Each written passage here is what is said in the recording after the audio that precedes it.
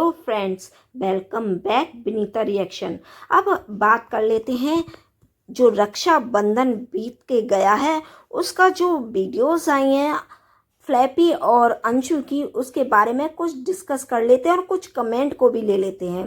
Friends, आजकल हालांकि सपना मैडम कुछ ऐसा कर नहीं रही जिस पर विवाद हो, ज़्यादातर वो विवादों से दूर रहना चाहती हैं, लेकिन कुछ ना कुछ ऐसा हो जाता है जिस पर पब्लिक गौर कर लेती है।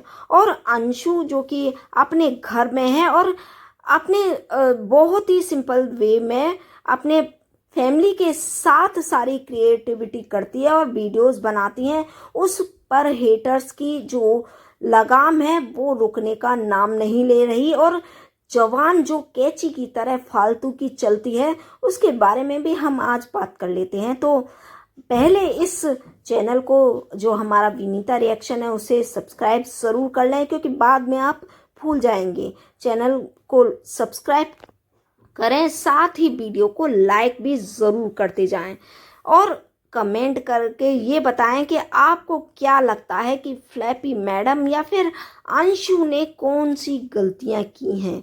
आपको जो भी लगता है आप ज़रूर करके कमेंट ज़रूर करें और जो हेटर्स हैं वो अपनी ज़बान संभाल कर बात करें, क्योंकि जो भी अंकल आंटी या अंशु के फेवर में वीडियोस बनाता है और हेटर्स उनके जो भी उनकी जबान रुकती नहीं है और कुछ भी उल्टा सीधा बोलने से वो शर्माते नहीं, घबराते नहीं।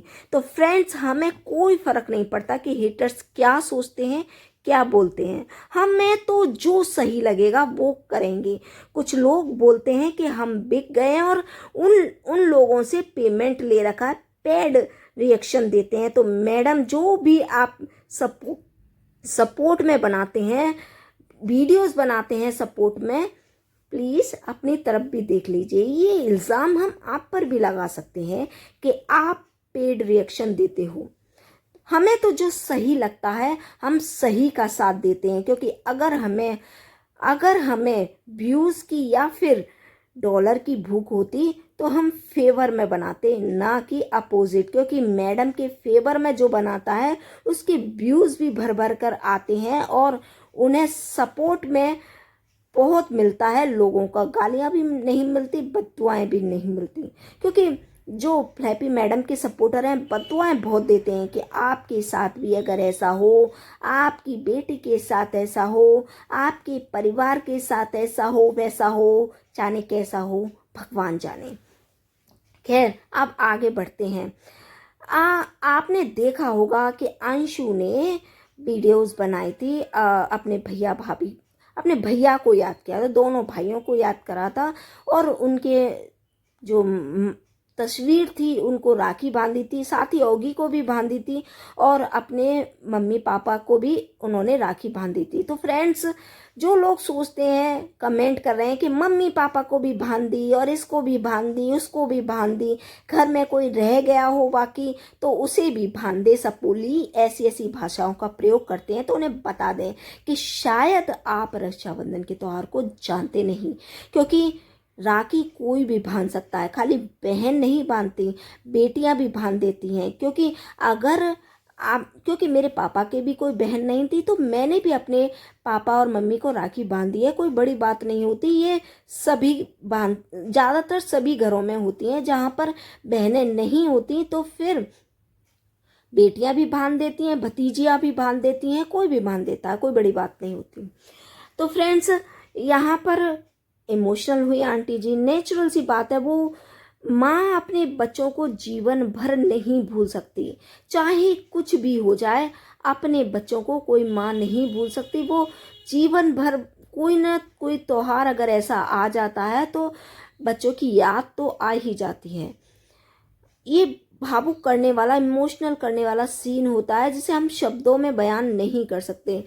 कई बार तो उन्हें देखकर रोना भी आता है और बहुत दुख होता है कि उनके भगवान ने उनके दोनों बेटों को छीन लिया और जीवन में इस उम्र में ऐसी परीक्षाओं, ऐसे अपमान का सामना उन्हें करना पड़ रहा है। इसके बावजूद भी कुछ लोग बहुत ज़्यादा नेगेटिव कमेंट करते हैं, जो कि हमसे सही बताओ तो बिल्कुल नहीं पढ़ा जाता। उनके कमेंट्स पढ़कर ही लगता है कि इनको जवाब दें, लेकिन कोई फ़ायदा नहीं, क्योंकि अंधभक्तों को कोई फ़र्क नहीं पड़ने वाला। उनकी आंखों में एक देवी जी हैं जिनकी प्रति बहुत श्रद्धा का भाव है और उनके खिलाफ वो कुछ नहीं सुन सकते। अब आते हैं फ्लैपी मैडम की तरफ।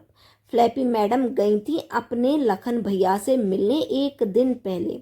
फ्रेंड्स, आपने अगर गौर किया हुआ तो मैडम जो शेरनी की तरह दहाड़ती हैं, वहाँ पर जाकर भीगी बिल्ली बन गई और अपनी जो भाभी थी नीतू भाभी, उनकी जो चमचागिरी करने में कोई कसर नहीं छोड़ रही थी।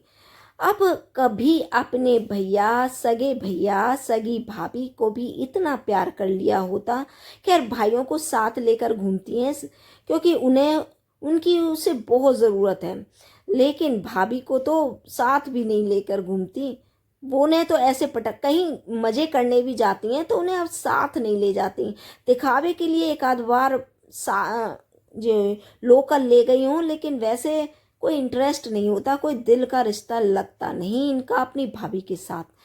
और वहाँ पर नीतू, हालांकि लखन और नीतू, खासकर नीतू को उनके फेस से नहीं लग रहा था कि कोई ज़्यादा अच्छा लगा सपना का ऐसे आना, क्योंकि वो उन्होंने उससे रुकने को भी नहीं बोला और ऐसे बिहेव किया कि शायद, मुझे तो लगता है कि मैडम जो कपड़े लत्ते लेकर गई थी उनका रुकने का प्लान था, लेकिन भैया भाभी ने घास नहीं डाली तो उसी दिन उसे वापस आना पड़ा, ये कह के कि उन्हें गांव भी जाना है। फिर दूसरे दिन मैडम ने अपने घर में राखियां बांधी और गांव भी मिलने गई थी। अपने जो मम्मी के गांव है, बुआ जी के भी गांव है, वहां पर भी गई थी। अब अंधभक्त कहेंगे कि आपको क्यों जलन हो रही है, आप क्यों जल रहे हैं उनकी तरक्की को देखकर। तो भाई, हमें कोई जलन नहीं हो रही और ना ही हम जलते हैं उनकी तरक्की को देखकर। अब जलने लायक हालांकि उनमें कुछ ऐसा है नहीं, फिर भी अगर आपको लगता है तो हम उनके शुभ चिंतक हैं, क्योंकि जो कड़वा बोलता है उनकी बातों को भी ध्यान से सुनना चाहिए। मैडम चली तो आई हैं, लेकिन कुछ ही दिनों में दाल आटे के भाव भी उन्हें पता चल रहे हैं, उनकी शक्ल से दिखाई देता है। लेकिन कांड ही इतना कर चुकी हैं, रायता ही इतना फैला चुकी हैं कि वापस जाना इतना आसान नहीं है। हम तो कहते हैं कि फिर भी अपने घर वापस जाइए। जो गलतियां आपने की हैं, आपने जो सोशल मीडिया पर जिनकी धज्जियां उड़ाई हैं, उनसे आप माफ़ी मांगिए और अपने घर जाइए। आपके लिए ये बेहतर रहेगा। अगर नहीं जा सकती तो कम से कम रिश्ते तो इतने अच्छे रखिए कि अम्मा बाबा, उनके जो दादा दादी हैं, वो अपनी पोतियों के से मिल सकें, क्योंकि दादी की आवाज़ से ही लगता है, उनकी आंखों से लगता है कि वो बहुत याद करती हैं आरू आरोही को। बात बात पर आरू आरोही का जिक्र छेड़ती हैं, उनकी आंखों से दर्द साफ झलकता है। तो हम भी चाहते हैं कि अपनी पोतियों से दादी दादा मिलें और फैमिली खुशहाल रहे।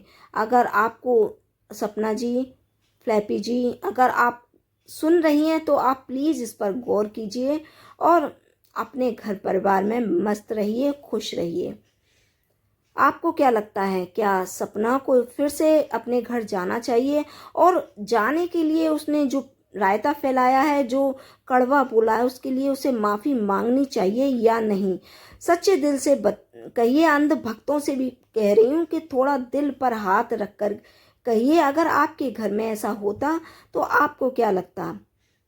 गलतियाँ हर घर में होती हैं, मनमुटाव भी हर घर में होते हैं, लेकिन उन्हें दूर भी किया जाता है और उन्हें दूर करने का काम स्टार्टिंग वही कर सकता है जो गलत करता है। तो अगर सपना ने गलत किया, वो छोटी भी है, अगर माफ़ी मांग लेगी और फिर से अपने घर जाएगी तो वो सबसे बेटर रहेगा। तो फ्रेंड्स, आपको क्या लगता है, कमेंट करके ज़रूर बताइए। वीडियो में लास्ट तक बने रहने के लिए थैंक यू वेरी मच, और अब मिलेंगे अगली नेक्स्ट वीडियो में। तब तक bye bye and take care.